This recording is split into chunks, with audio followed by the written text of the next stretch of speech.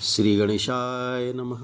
मोर मुगड़वंशी वाले की जय। अजामिल ब्राह्मण अधर्मी का मुक्त होना व देवतों व दैत्यों की उत्पत्ति। लिखे बड़ाई नाम की जाको वार न पार। जिह सुमिरे से होत है कोटिन जीव निस्तार। सियावर रामचंद्र शंकर हरिओम। सिया राम जय जय हनुमान। अजामिल ब्राह्मण की कथा। इतनी कथा सुनकर राजा परीक्षित सुखदेव जी से बोले कि महाराज, आपने दूसरे स्कंद में मनुष्य के वैकुंठ जाने के वास्ते प्रवृत्ति मार्ग व निवृत्ति मार्ग दो राह बतलाकर यह कहा था कि परमहंस व योगी लोग निवृत्ति मार्ग से सूर्यमंडल में होकर पहले ब्रह्मपुरी को जाते हैं।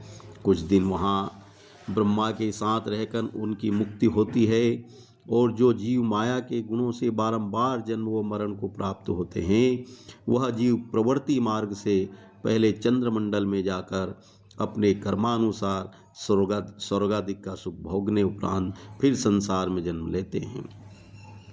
वह आपने विस्तार पूर्वक कथा 14 लोक व स्वर्ग व नरक, धर्म व अधर्म करने वालों की गति, जो पाप के बदले नरक का दुख व पुण्य के प्रताप से स्वर्ग का सुख भोगते हैं, सुनाया।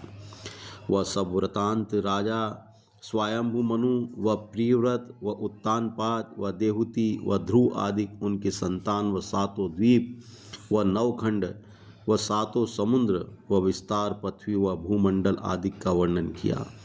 अब मैं ऐसा उपाय सुना चाहता हूँ कि जिस धर्म करने के से पापी व अधर्मी लोग भी पवित्र होकर स्वर्ग का सुख पावे, सो आप दया करके बतलाइए जिसमें कोई बीच नरक के न जावे। यह वचन सुनकर सुखदेव जी बोले कि हे राजा, जो लोग मनसा वाचा कर्मणा से जानबूझकर पाप करेंगे, उन्हें उस अधर्म के बदले उन नरकों का दुख जो मैंने कहा है अवश्य भोगना पड़ेगा। इस वास्ते मनुष्य को चाहिए कि यह तनु पाकर हर साइत अपनी मुक्ति होने का उपाय करता रहे। जो कोई इस तनु में इसका सोच नहीं करता, वह जन्म अपना अकार्थ होकर पीछे बहुत पछताता है। मनुष्य से कोई पाप छोटा या बड़ा किसी प्रकार का हो जावे तो उसका प्रायश्चित थोड़ा या बहुत शास्त्रानुसार कर डाले। जिस तरह रोग बिना औषध खाए नहीं जाता, उसी तरह पाप भी बिना प्रायश्चित किए नहीं छूटता। यह बात सुनकर परीक्षित ने विनय किया कि महाराज, जानबूझकर पाप करने वाला जो एक बेर प्रायश्चित करने से शुद्ध होकर फिर अधर्म करेगा, तो उसका उद्धार प्रायश्चित करने से किस तरह हो सकता है। यह वचन सुनकर सुखदेव जी बोले, हे राजा, पाप और पुण्य दोनों एक एक कर्म होकर शुभ कर्म करने से पाप छूटता है, पर फिर अधर्म न करे। जिस तरह रोग छूटने वास्ते औषध खाकर संशय नहीं करता या थोड़े दिन बराबर करके फिर खट्टा मीठा खाने लगता है, तो खाना और नहीं खाना औषध का दोनों बराबर होकर रोग उसका नहीं छूटता और अधिक हो जाता है। जिस तरह हाथी नहाने उपरांत फिर धुरी उठाकर अपने मस्तक पर डाल ले, तो उसके स्नान करने से क्या गुण होगा। वह जैसा उद्धार ज्ञान प्राप्त होने के होता है, वैसा शुभ कर्म करने से जल्दी पाप नहीं छूटता। पर संशय करने वाले का रोग नहीं बढ़ता, इसलिए शुभ कर्म करना उत्तम होकर कुछ दिन बीते उसका कल्याण हो जाता है। सिवाय इसके पापों को नाश करने वास्ते ब्रह्मचर्य व व्रत रहकर सुधर्म व तप करना व इंद्रियों को अपने वश व मन को संसार माया मोह से विरक्त रखकर सच बोलना व मनसा वाचा कर्मणा से किसी का बुरा न रह चाहकर चित्त समान पर उपकार करना व किसी जीव को दुख न देना चाहिए। यह सब उपाय करने से भी पाप कट जाते हैं। पर जैसा परमेश्वर के चरणों में भक्ति व प्रीति रखने व उनका नाम जपने व कीर्तन सुनने से अनेक जन्म के पाप छूटकर मनुष्य तुरंत मुक्ति पाता है, वैसा तपादिक करने से शुद्ध नहीं होता। जिस तरह प्रातः काल कुहरे का अंधेरा सूर्य देवता के प्रकाश करने से नाश हो जाता है, उसी तरह वसुदेव व श्री कृष्ण का नाम लेने से बड़े बड़े पाप अनेक जन्म के न मालूम कहाँ भाग जाते हैं। जैसे पृथ्वी पर वृक्ष व फल आदि उपजते हैं, वैसे मनुष्य परमेश्वर का भजन व भक्ति करने से मनवांछित फल पाता है। इसलिए मनुष्य को संसार में परमेश्वर की प्रीति उत्पन्न होने वास्ते सिवाय सत्संग व सेवा करने साधु व महात्मा के दूसरा मार्ग अच्छा नहीं होता। वह उनकी संगति व टहल करने से बहुत शीघ्र मन मनुष्य का संसार से विरक्त होकर मुक्ति पाता है। वह जो लोग परमेश्वर से विमुख है, वह प्रायश्चित करने से भी किसी तरह शुद्ध नहीं होते। जिस तरह मदिरे का घड़ा गंगा जल के धोने से पवित्र नहीं हो सकता, जिसने एक बेर भी अपना चित्त श्री कृष्ण जी के चरणों में लगाया, वह स्वप्न में भी यमराज व यमदूतों को नहीं देखता। जानो वह सब प्रायश्चित कर चुका हो। सो हम एक कथा महात्यम नारायण जी नाम की, जिसमें विष्णु भगवान व यमदूतों का संवाद है, कहते हैं सुनो। पिछले युग में अजामिल ब्राह्मण रहने वाला कन्नौज का एक दासी से प्रीति रखकर चोरी व ठगी व जुआ व फांसी का उद्यम करता था। उस दासी से उसके 10 बेटे उत्पन्न हुए। सो उसको अपने छोटे पुत्र नारायण नाम से बड़ा प्रेम था, इसलिए खाते पीते उठते बैठते चलते फिरते उसकी याद मन में रखता था।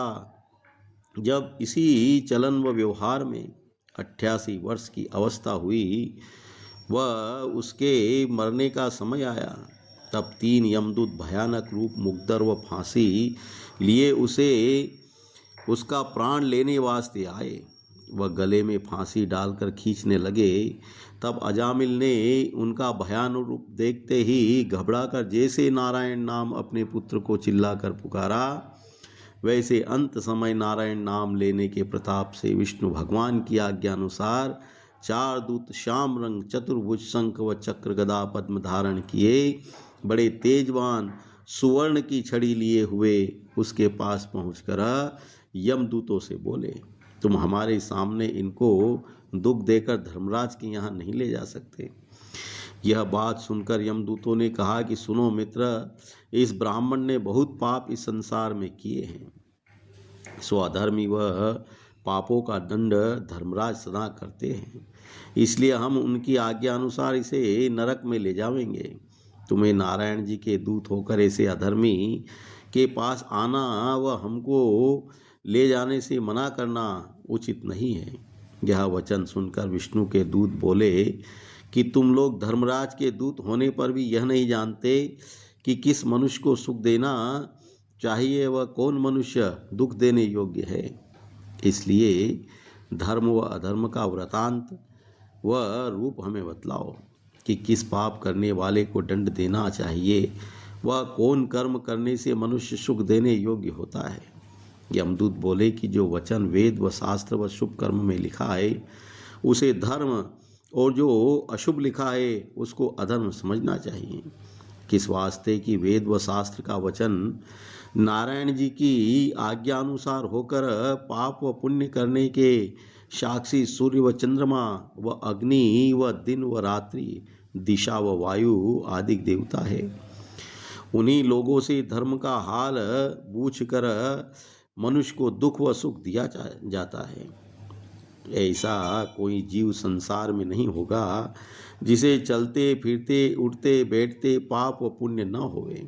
सो यह अजामिल ब्राह्मण के घर जन्म लेकर विद्या पढ़ने उपरांत शास्त्रानुसार गुरु व माता व पिता व विष्णु भगवान व अग्नि व सूर्य देवता की भक्ति रखकर अपने कर्म व धर्म से रहता था। एक दिन पिता की आज्ञा अनुसार जंगल से लकड़ी व पत्ता व पुष्पादिक तोड़कर लिए चला आता था। राह में क्या देखा कि एक भिल्ली अपनी स्नेही वेश्या को साथ लिए दोनों मतवाले होकर आपस में हंसते व कलोल करते हैं। इस ब्राह्मण को देखते ही वह वेश्या मतवाली कामदेव के वश होकर उसके गले में लपट गई। तब वह ब्राह्मण भी कामासक्त होकर उससे भोग करने उपरांत उसको अपने घर ले आया। वह अपनी माता व पिता व बाला स्त्री व गुरु व धर्म व कर्म छोड़ दिया। वह उसके साथ रहकर मांस व मदिरा खाना पीना आरंभ किया।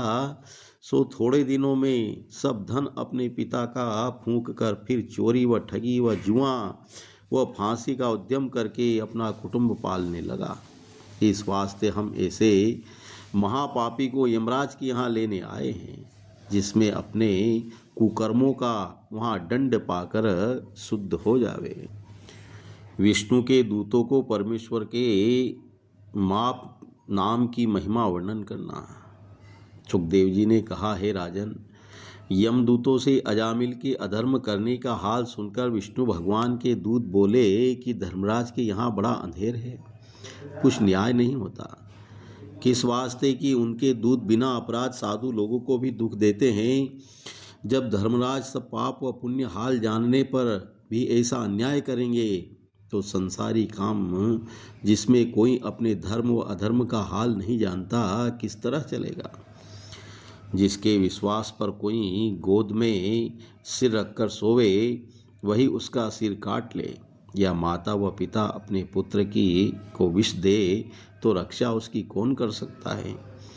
तुम लोगों ने नारायण नाम की महिमा नहीं सुनी। जो मनुष्य जानकर या धोखे व भय व हंसी से भी परमेश्वर का नाम लेता है, उसके सब बड़े से बड़े पाप, सोना चुराने व गो व ब्राह्मण व तपस्वी व माता पिता के मार डालने व गुरु की स्त्री से भोग करने व मदिरा पीने व गुरु को दुर्वचन कहने के अंत समय परमेश्वर का नाम लेने से छूट जाते हैं। सो इस ब्राह्मण ने मरते समय नाम नारायण का अपने मुख से निकाला।